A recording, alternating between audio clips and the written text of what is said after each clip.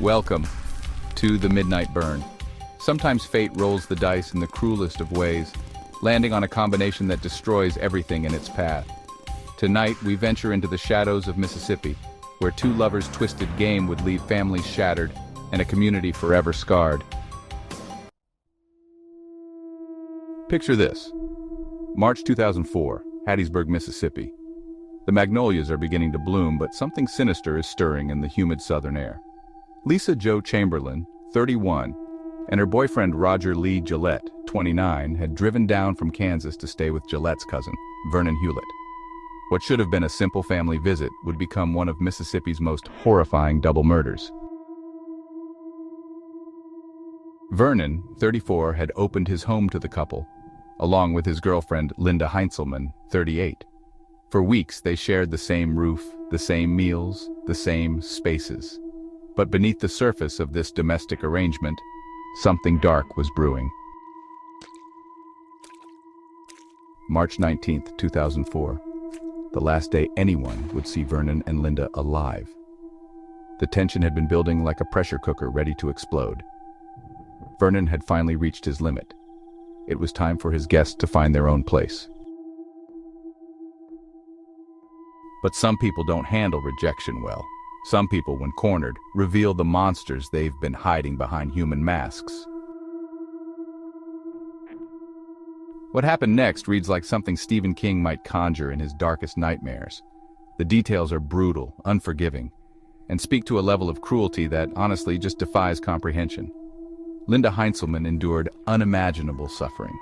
She was violated with a beer bottle, beaten, stabbed, and finally suffocated with a plastic bag wrapped around her head. Her final moments were, well, a symphony of terror, orchestrated by two people who had lost every shred of humanity.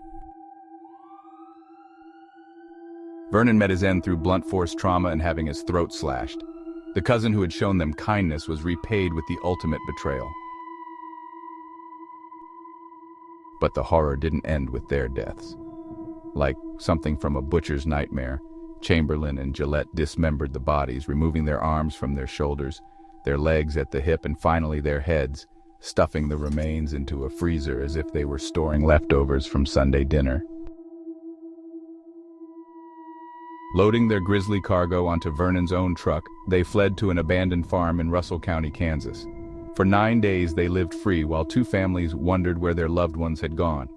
For 9 days, they carried their secret like a poison, eating them from the inside. March 29, 2004. A tip about a stolen vehicle and methamphetamine production led police to that desolate Kansas farm. What they found in that freezer would haunt the investigators for years to come. The evidence was overwhelming, undeniable, and painted a picture of calculated evil that shocked even seasoned law enforcement. Chamberlain's trial lasted 3 days. 3 days to lay bare the horrific details of what had transpired in that Hattiesburg home. Dr. Donald Pojman's autopsy findings told the clinical story of Vernon's blunt force head trauma and Linda's multiple injuries from sharp objects, asphyxiation, and brutal beating. The jury didn't need long to deliberate, guilty on both counts, death by lethal injection. Roger Gillette met the same fate initially, though his sentence would later be commuted to life without parole in 2018. Today, Lisa Jo Chamberlain sits alone on Mississippi's death row at the Central Mississippi Correctional Facility. She holds the grim distinction of being the only woman awaiting execution in the state. If her sentence is carried out, she would be the first woman executed in Mississippi since 1944. She remains one of 37 people on Mississippi's death row, a number that really speaks to the gravity of the crimes that land someone in that final holding cell. The game of chance that is human nature played out in the most brutal way possible in Hattiesburg, Mississippi. This has been Themidnightburn. I appreciate you watching. I think you know by now what comes next. Until next time, catch the dice. They rollin'.